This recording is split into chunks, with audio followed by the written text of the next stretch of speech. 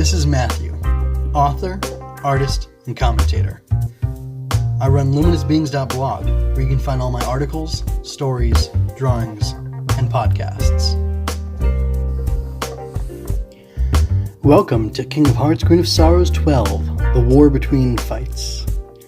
This episode I will be discussing G-Gundam 12, He's the Undefeated of the East, Master Asia Appears. Major Alube sends Domon and Rain to Shinjuku, where they expect to encounter the Dark Gundam. So they're in Japan, which is a little bit awkward for them, because, it's their home and everything. There is no Neo whatever fighter this time, because they're not fighting against anybody from a country. They're fighting against the Dark Army. In fact, it's not even so much the they are fighting against the Dark Army, but there is a fighter from another nation there, and it turns out to be none other than Master Asia, as you would have been able to guess by the title of the episode. So that's pretty interesting. We get to see him do some crazy things outside of a mole suit, really things that are unbelievable, unimaginable, inhuman, but that's okay. He's Master Asia. Domon doesn't really get to shine so much this episode. He does some cool things with Master Asia, but there's nothing overtly cool or awesome or anything like that Domon gets to do.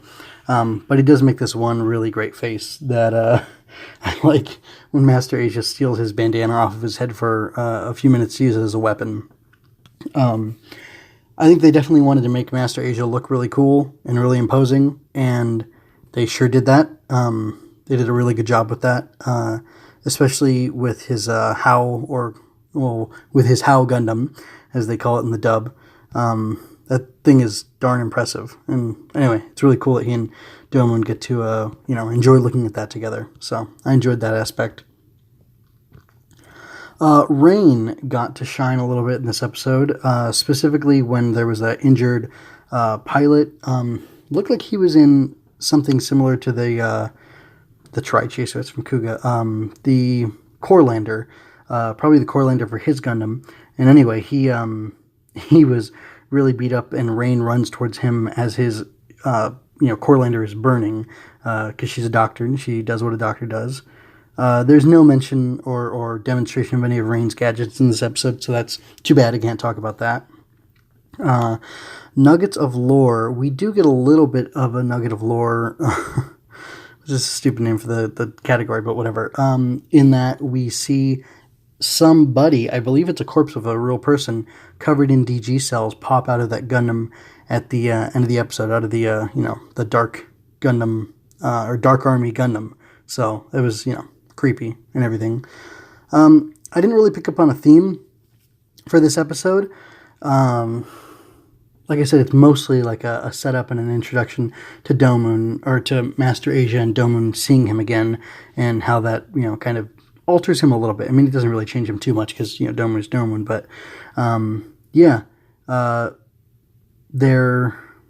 like I said, there isn't much, and it's kind of, there's some setup going on here, which is, interesting overall.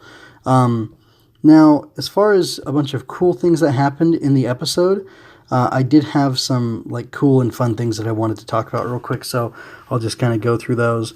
One of them actually is not cool. It's actually kind of terrible. It's how effective they were in conveying the terror and the horror of what has been done to Tokyo, to Japan, to Shinjuku.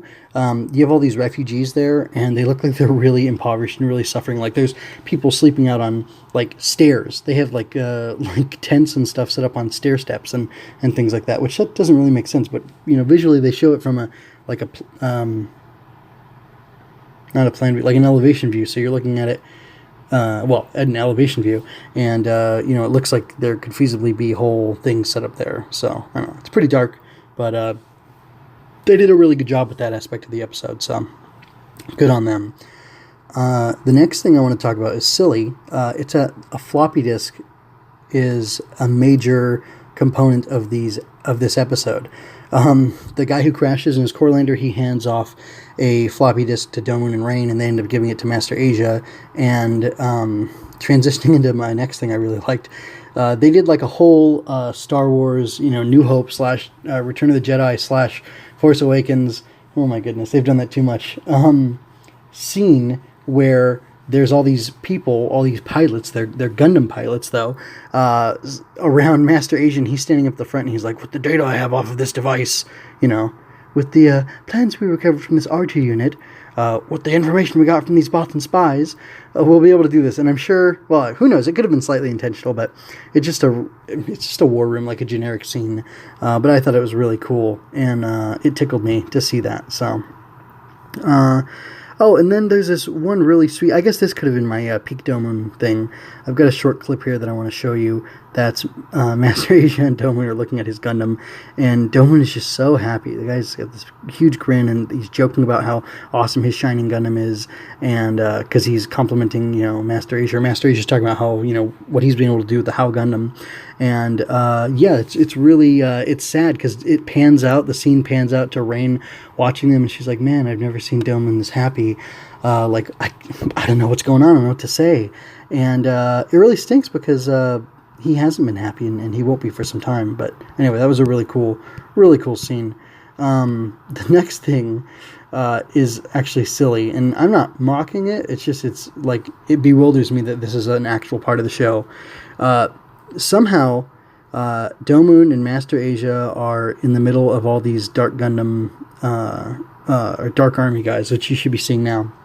They're back to back, and Master Asia's like, Domun, it's time. And Domun's like, all right, Master, whatever you say. And then they did this really cool animation, and it looks so awesome, like they're going to do something amazing. And then Master Asia turns into like a spinning top with his head staying still, and Domun launches him, and it blows up all the Gundams. It's crazy. It just I cannot believe how outlandish this show is, and how like unashamed to be silly it is. I legitimately appreciate that. So don't think that's me mocking it. I really do find it admirable, but it's also kind of funny. Let's see. There weren't any. I guess I kind of just shared the highlights of the episode, so don't need to do that again, right? But there is. Let's see. Oh, so we do have something for Lost in Translation. So there were actually two things this episode that changed between the Japanese and the dub.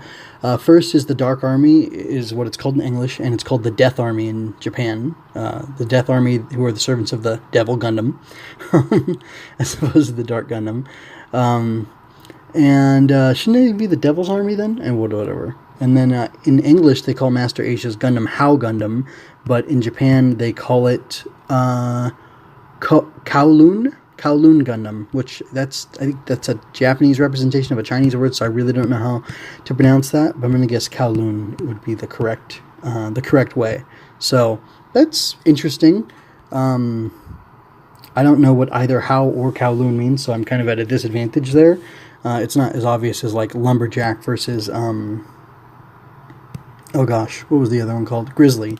I mean, that I'm familiar with a lumberjack and with something being grizzly, so but not so much How and Kowloon.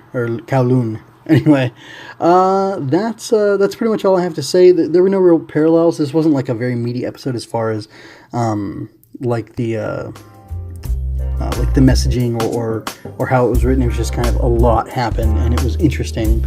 And there were some emotional beats, but I already went over them, and it doesn't make any sense to belabor them. So with that, I'm going to conclude this. So anyway, thank you for listening, and remember to go out there and grasp happiness. Thank you for your time and attention. I'd love to do more of this. Like, share, and subscribe to cheer me on, or give me feedback to make me stronger and smarter. Tweet me at RC_Moon. Visit luminousbeings.blog for more.